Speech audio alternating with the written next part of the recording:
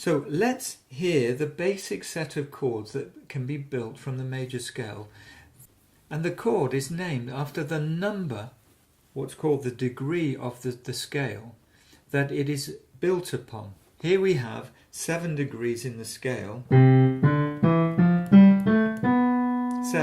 7 different sounds. Well, I'm not using the 8 because that would just be the same chord an octave higher. Right, so here we go. Here is the 1 chord. Here is the 2 chord. Here is the 3 chord. The 4 chord. The 5 chord. The 6. The 7. Those are the 7 basic chords that we can build from the notes in the major scale. Those chords have special names which I will explain to you in the next lesson. What I want to do now is just to show you those chords being used with the tune that we played earlier.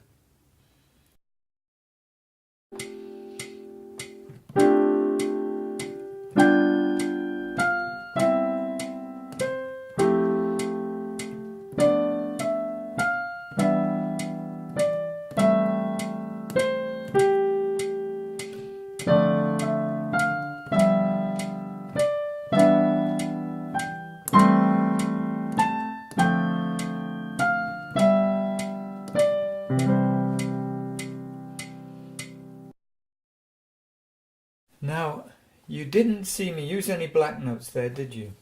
When you write harmony, you can add to the harmony by using other chords, other note associations. But here, I'm just showing that with the basic set of 8 notes from the scale, we can build a harmonic foundation for a tune.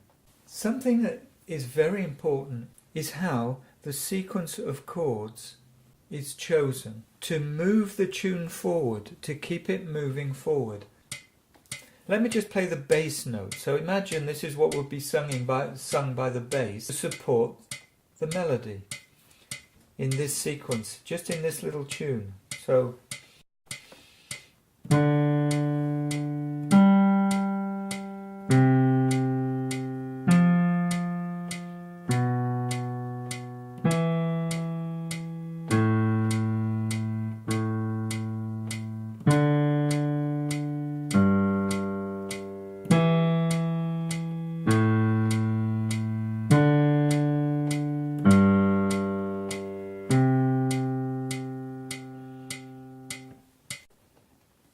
can you feel the movement there? Now, I'm sure you're asking yourself, well, how do you choose the notes to play to create that movement? I'm going to explain, and I want you to remember these 3 numbers: 2, 5, 1. Okay, I'm going to come back to that. But just to explain that a song is like a story. A song is a story. And in any good story, to make it move forward, to give it some kind of dynamic tension, you need to have a plot. And within the plot, you need to have mini plots. And what happens is you set up a kind of tension, and then you resolve that tension, and then you create a new tension, and then you resolve that tension. Well, that's exactly what happens in a song. We build up tension, then we release the tension, then we build the tension up, and we release it again. Sounds very dramatic, doesn't it? Well, it is. By choosing certain notes, we create tension and then release it. So I said, remember these 3 numbers, 2, 5 and 1. So the song Alice in Wonderland starts out on the 2 chord, put the piano on. Didn't have the piano on. Okay. Alice in Wonderland starts out with the 2 chord. So it starts out on the 2. Well, if I play the chord, the 2 chord, but we listened to the root notes earlier, so we had that, the 2. And then it moves to the 5 chord.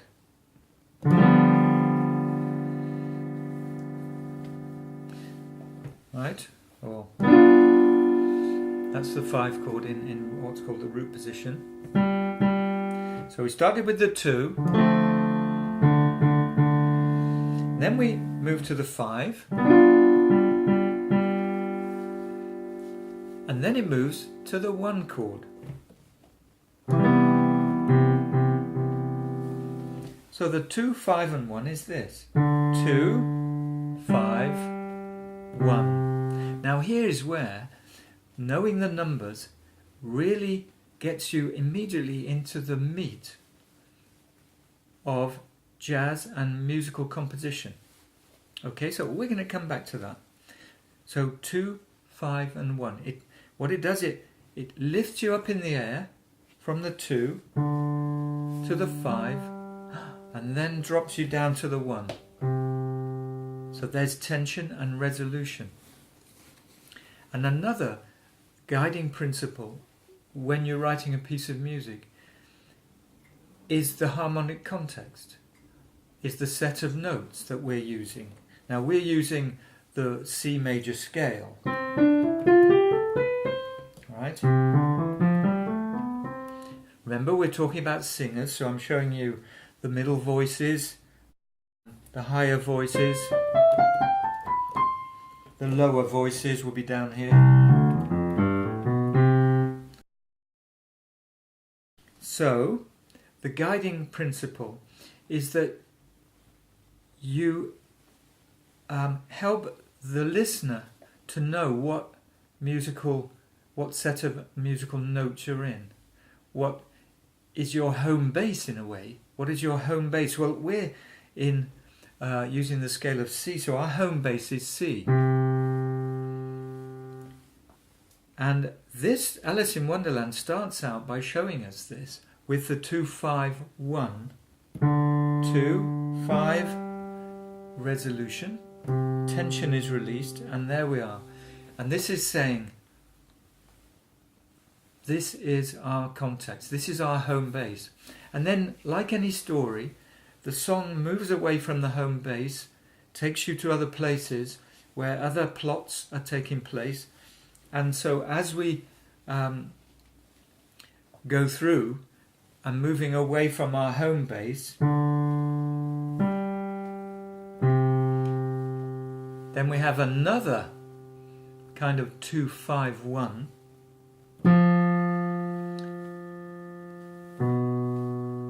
See, tension, release. And then we have yet another one. It's taken us up and it's going to let us down. And that goes on throughout this little piece of song that we listen to. And there you're only listening to the bass notes. In the next lesson, I'll explain more about the inside situation with the notes, where we have tension between other notes that build up the tension more precisely and then release it. Just listening to the bass notes and the melody and remembering our 2, 5, 1, like tension, resolution, you can see how the song moves forward.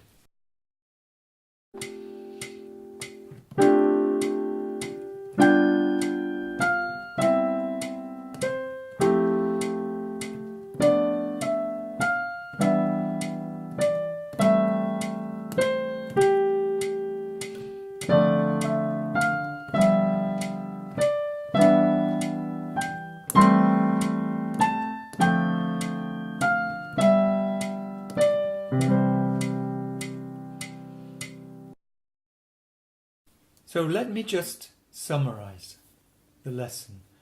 We start out with a set of notes called the major scale. And we were just using the C major scale, which is all of the white notes on the piano, beginning at the note C. And then we created a melody. Well, I didn't create it personally, but I played a melody using only those notes.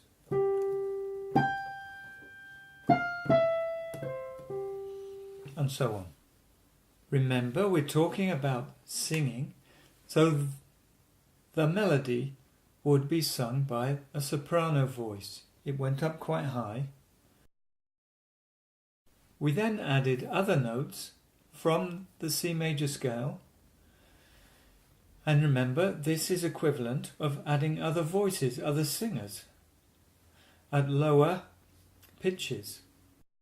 And we added the other notes in such a way as to create chords to produce a harmonic foundation for the song. And finally, we just listened to the notes sung by the lower voices, the notes that are the root note of the chord, the lowest note of the chord, just to show you the harmonic movement throughout the song.